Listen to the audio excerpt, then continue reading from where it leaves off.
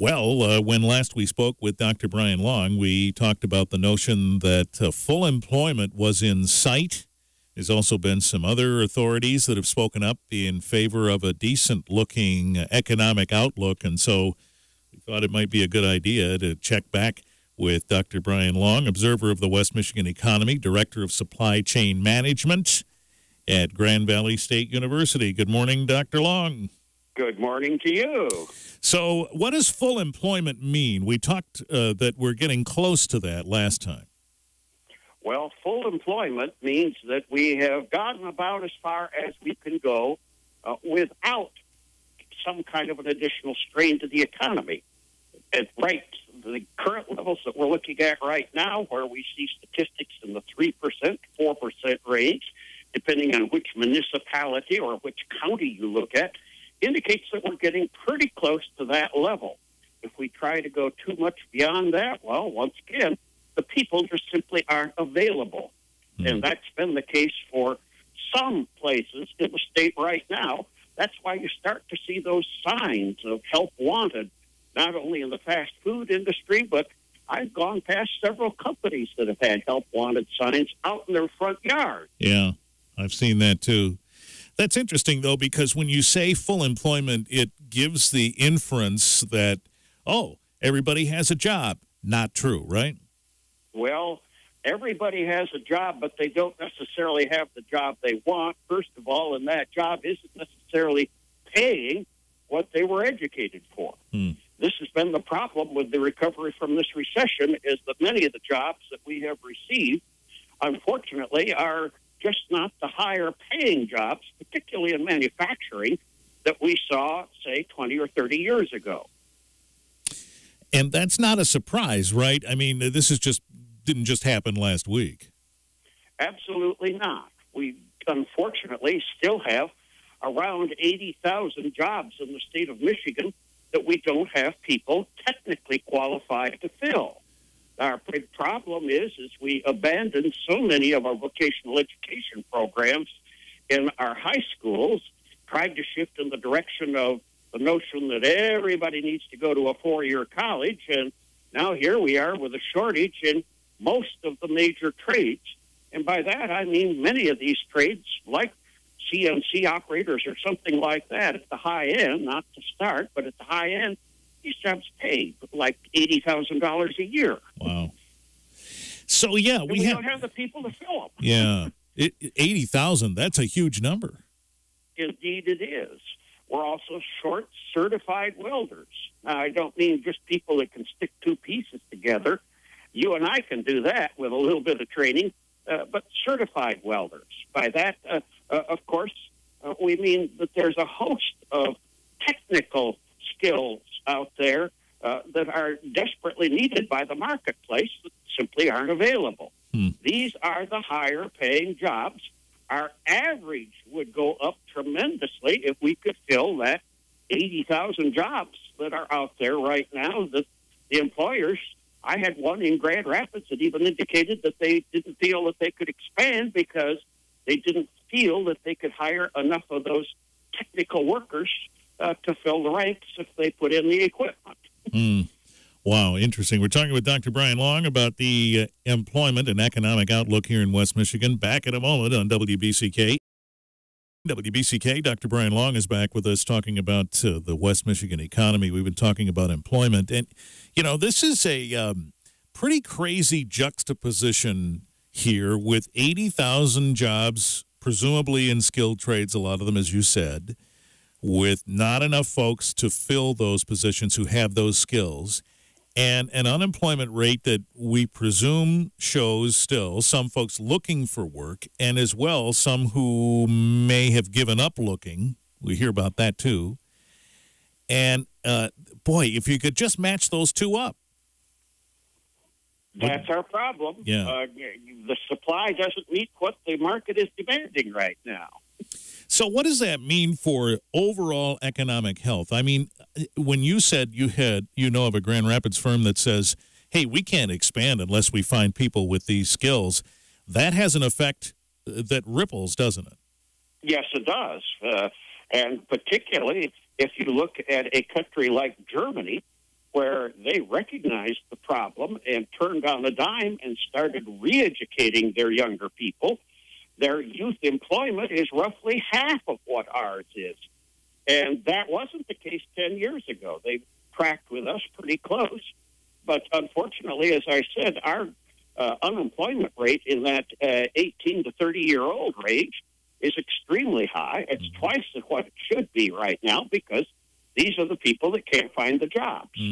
So somebody listening to this who falls into that category and says, boy, I want to line myself up for that $80,000 a year welder job, is it feasible for them to find the training and start heading in that direction fairly quickly? Yes, it is.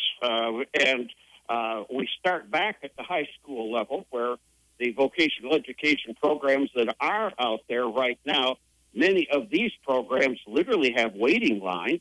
And what it tells me is that the schools aren't shifting fast enough to put resources in that direction. The other savior for us is, of course, going to be the junior colleges.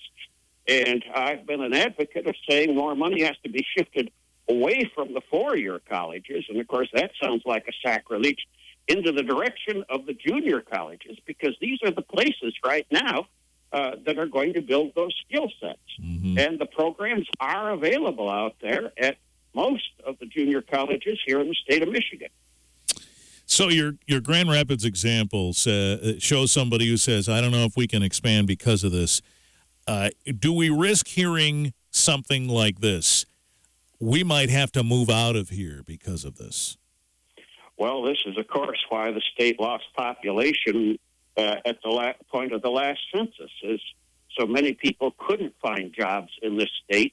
Sometimes it's referred to as the brain drain, and other parts in the United States attract people. It isn't like it was 40 years ago when kids grew up and they wanted to all stay near their home. Boy, this is a much more mobile, younger population right now. They think nothing of packing up, loading up a U-Haul, and moving to South Carolina if that's where the jobs are. And I think we're going to see more of that as time goes along.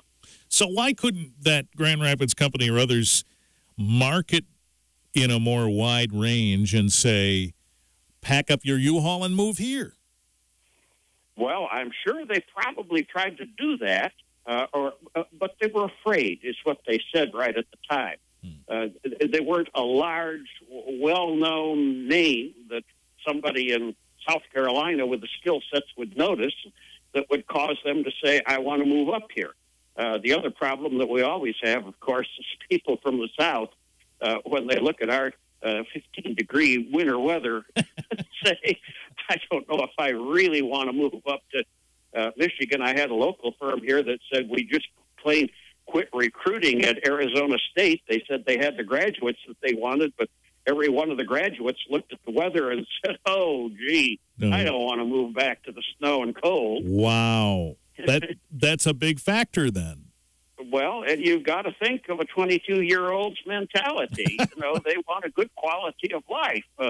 I suppose if they're into winter sports or something like that, it's fine. But others are looking at the quality of life that the community itself has to offer. And when you get to that next generation that has children, of course, they're coming and they're looking at the schools. They're looking at the local amenities of what's available for a good quality of life for a family. All right. We're talking with Dr. Brian Long, observer of the West Michigan economy. More coming up in just a minute. WBCK, it's Monday. We're talking with Dr. Brian Long, Director of Supply Chain Management, Grand Valley State University, observer of the West Michigan economy with a particular focus on manufacturing, but that's a big focus around these parts. And we've been talking a little bit about the economic outlook. There might have been a little bit of pessimism in that discussion, that there are still folks out there looking for work and still jobs out there for which there are no qualified applicants. And so that continues. But generally speaking, there was a recent Upjohn Institute report that things are looking potentially positive for economic growth. Maybe you saw that. Indeed, I did. And the statistics that, of course, we have been turning in for these last few months, in fact, these last few years, still depict slow growth. The indication that our economy is on track. The problem is of course, many observers say we're at or near our peak right now. Automotive is obviously at its peak, a record year this past year. And some of our lesser industries, such as aerospace, Boeing built a record number of airplanes last year and delivered them. And we've got a lot of component manufacturers in West Michigan here.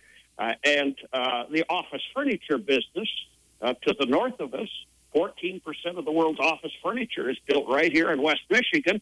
That industry is at or near a peak right now. So, yes, we can say that things are looking very good right now, but that isn't necessarily a total indication of the future. And you wonder if there's another shoe to drop. Exactly, because, once again, the rest of the world isn't doing as well as we are right now. We take a look at what's going on in the rest of the nation, and, of course, when you take the average for the nation as a whole, you find that the mining industry is in a lot of trouble right now. Agriculture is in trouble because of the falling prices for farm commodities and that entire supply chain associated with it, with fertilizer and equipment and all those things. They're not doing so well right now.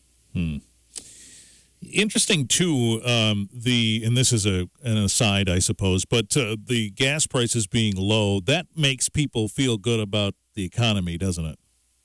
Yes, it does, but and it gives them additional money to spend, not necessarily wisely, but nonetheless, it makes them feel good. It also shifts the automobile production in the direction of less fuel-efficient vehicles. Right. And that, over the long term, is not necessarily a positive trend.